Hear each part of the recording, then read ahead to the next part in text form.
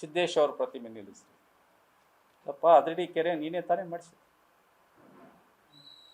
ಹಾಂ, ಹದಡಿ ಕೆರೆ ಇವತ್ತು ಒಡೆದು ಹಾಳಾಗಿ ಹೋಗಿದೆ. ಮತ್ತು ಹಂಗಾರೆ ನಿನ್ನ ಪ್ರತಿಮೆನ ಅಲ್ಲಿ ನಿಲ್ಲಿಸ್ಬೇಕಾ?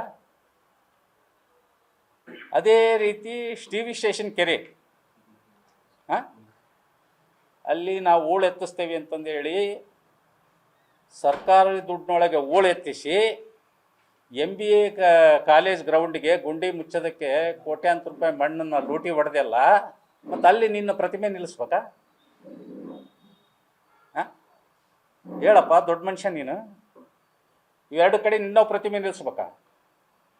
ಅದೇ ರೀತಿ ಮೊನ್ನೆ ತಾನು ರೀಸೆಂಟಾಗಿ ಒಂದೇ ದಿವಸದೊಳಗೆ ನಾನು ಹೇಳಿದ್ದೆ, ಮೊನ್ನೆ ಪತ್ರಿಕಾಗೋಷ್ಠಿ ನಡೆಸಿದ್ದು ಹೇಳಿದ್ದೇನೆ ನಾನು, ಘನತ್ಯಾಜ್ಯ ಇಳುವರಿ ಘಟಕ. ನೀವು ಕೇಳಿದಿರಿ, ಮೊನ್ನೆ ಪ್ರಶ್ನೆ ಕೇಳಿದಿರಿ, ನಾನು ಅದು ನೋಡಿದೆ ವಿಡಿಯೋ ಒಳಗೆ. ಹೇಳಿದರೆ ಆತ ಕೊಡ್ತಕ್ಕಂಥ ಉತ್ತರನೇ ಬೇರೆ, ನೀವು ಕೇಳಿರೋ ಪ್ರಶ್ನೆನೇ ಬೇರೆ.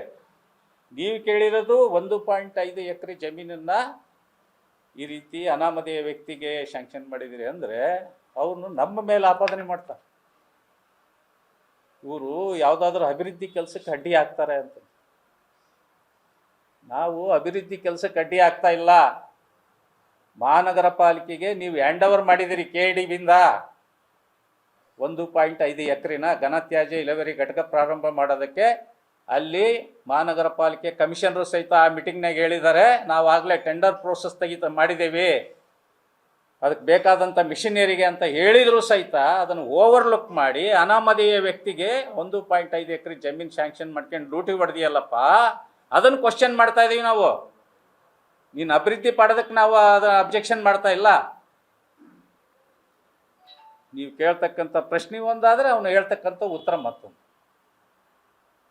ತಗೊಳ್ರಿ, ನಾನೇ ಹಂಗೆ ಪಡೆದು ಕೊಟ್ಬಿಡ್ತೇನೆ ಜಾಗನ, ದಾನನ, ಹಂಗೆ ಅದಕ್ಕೆ ಅವ್ನು ಇರ್ತಕ್ಕಂಥವ್ರು ಯಾರೋ ಒಂದಿಷ್ಟು ನಾನು ಕುಡಿ ರೌಡಿಗಳು ಚಪ್ಪಾಳಿ ಏನು ಹಂಗೆ ಬರೆದು ಕೊಟ್ಟೇ ಬಿಟ್ಟನೇನು, ಅಲ್ಲೇ ತಹಶೀಲ್ದಾರ್ ಕರೆ ಕಳಿಸಿ ಅಲ್ಲಿ ಕುಂದ್ರಿಸಿ ಇವ್ರನ್ನ ಸಬ್ ರಿಜಿಸ್ಟ್ರ. ನೀನು ಎಷ್ಟು ದಾನ ಮಾಡಿದಿ, ಧರ್ಮ ಮಾಡಿದಿ ಅಂತ ಇಡೀ ದಾವಣಗೆರೆಗೆ ಗೊತ್ತೈತಿ. ನೀವು ದಾನ ಧರ್ಮನ ಎಷ್ಟು ಮಾಡಿದಿರಿ ದಾವಣಗೆರೆ ಜನದಕ್ಕೆ, ದಾವಣಗೆರೆಗೆ ಎಷ್ಟು ಭೂಮಿನ ದಾನ ಮಾಡಿರಿ, ಏನೇನು ದಾನ ಮಾಡಿದಿರಿ, ಯಾರಿಂದ ಏನು ಲಾಭ ಪಡ್ಕೊಂಡಿದ್ದೀರಿ, ಅವೆಲ್ಲ ಇತಿಹಾಸ ಗೊತ್ತೈತಿ. ಅದರಿಂದ ನಾನು ನಿಮ್ಮ ಮುಖಾಂತರ ಕೇಳಲಿಕ್ಕೆ ಒಂದೇ ಬಯಸೋದು, ನಿನಗೆ ತಾಕತ್ತಿದ್ರೆ, ದಮ್ಮಿದ್ರೆ, ಜಿಲ್ಲಾ ಉಸ್ತುವಾರಿ ಮಂತ್ರಿ ಇದ್ದೀ, ನಿಮ್ಮ ಮನೆಯವ್ರು ಲೋಕಸಭಾ ಸದಸ್ಯರಿದ್ದಾರೆ, ನಿಮ್ಮ ಅಪ್ಪಾಜಿ MLA ಇದ್ದಾರೆ. ಸಿದ್ದೇಶ್ವರ್ ಈಗ ಆಗಲೇ 4 ಕೋಟಿ ರೂಪಾಯಿ ಅನುದಾನವನ್ನು ಎಸ್ಟಿಮೇಟ್ ರೆಡಿ ಮಾಡಿಸಿದ್ರು. 100 ಪಾಸ್ ಪಾದಚಾರಿಗಳು ಓಡಾಡೋದಕ್ಕೆ. ಈಗೇನು ರೈಲ್ವೆ ಗೇಟ್ ಹಾಕ್ತಾರೆ, ಆ ಗೇಟ್ಗೆ ಅಲ್ಲಿರ್ತಕ್ಕಂಥ ವರ್ತಕರೆಲ್ಲ ಬಂದು ಕೇಳಿದ್ರು 100 ಪಾಸ್ ನಡ್ಕೊಂಡು ಓಡಾಡೋಕ್ಕೆ, ಮೆಟ್ಲು ಮಾಡಿ ನಡ್ಕೊಂಡು ಈ ಕಡೆಯಿಂದ ಹತ್ತಿ ಆ ಕಡೆಗೆ ಇದು ಮಾಡೋಕ್ಕೆ 4 ಕೋಟಿ ರೂಪಾಯಿ. ಅದಕ್ಕೆ ಕೇಂದ್ರ ಸರ್ಕಾರದ ಅನುದಾನ ಬರಲ್ಲ, ರಾಜ್ಯ ಸರ್ಕಾರ ಕೊಡಬೇಕು ಅಂತಕ್ಕಂಥ ಮಾತನ್ನು ಹೇಳಿತ್ತು. ನಾವು ಅಲ್ಲೇ ಎಸ್ಟಿಮೇಟ್ ರೆಡಿ ಮಾಡಿಸಿದ್ರು. ನಮ್ಮ ಸರ್ಕಾರ ಹೊತ್ತು ಅದು ಮಾಡ್ಸೋಕ್ಕಾಗಲಿಲ್ಲ, 4 ಕೋಟಿ ರೂಪಾಯಿ ಅನುದಾನ ತರೋಕ್ಕಾಗಲಿಲ್ಲ.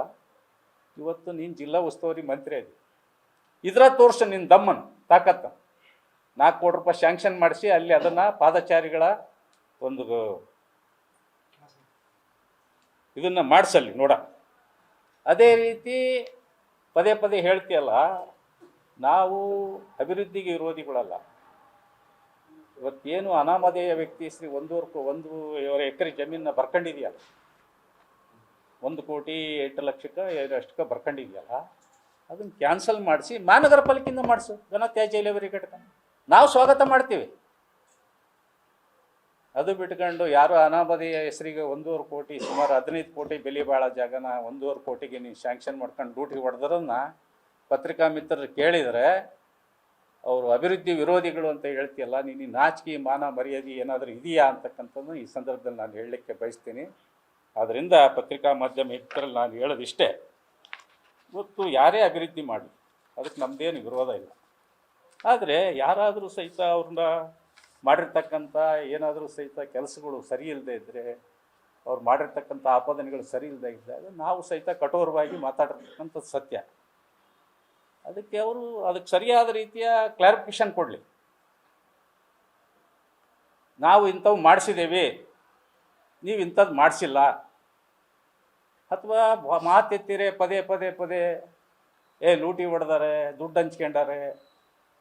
ನೀನು 2 ವರ್ಷ ಆತಲ್ಲಪ್ಪ ಮಂತ್ರಿಯಾಗಿ,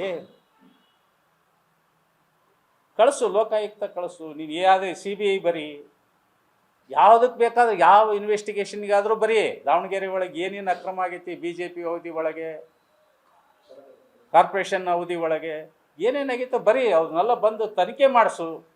ಯಾರು ತಪ್ಪಿತಸ್ಥರು, ಅದು ಯಶವಂತರಾವ್ ಇರಲಿ, ಸಿದ್ದೇಶ್ ಇರಲಿ, ರವೀಂದ್ರನಾಥ್ ಇರಲಿ, ಮತ್ತಾರೇ ಇರಲಿ, ಅವ್ರಿಗೆ ಶಿಕ್ಷೆ ಕೊಡ್ಸಪ್ಪ. ನೀನು ಬರೀ ಮಾತಿತ್ತಿರೇ, ಬರೀ ಬಾಯಿ ಗಾಳಿಲಿ ಗುಂಡೆ ಹಾಕಿ ಕುಡಿತಿ. ನಾನು ಒಂದು ಕಮ್ಮಿ ಅಂದರೆ ದಾವಣಗೆರೆ ನಿಮ್ಮ ಪತ್ರಿಕಾ ಮುಖಾಂತರ ಸ್ನೇಹಿತರ ಮುಖಾಂತರ ಒಂದು 100 ಪ್ರೆಸ್ ಮೀಟ್ ಮಾಡಿದ್ದೇನೆ.